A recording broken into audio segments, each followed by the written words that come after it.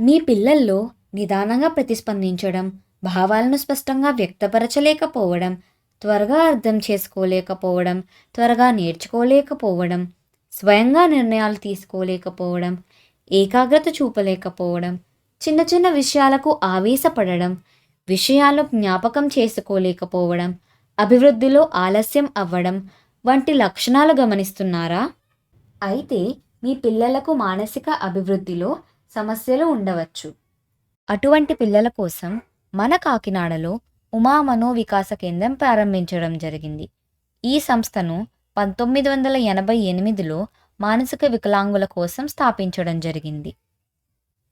ఇక్కడ పిల్లలకు special education, physiotherapy, speech therapy, occupational therapy, music therapy, sports and games వంటి విద్యలను ప్రత్యేక విధానాల ద్వారా ప్రత్యేకంగా శిక్షణ పొందిన ఉపాధ్యాయులచే శిక్షణ ఇవ్వబడుతుంది.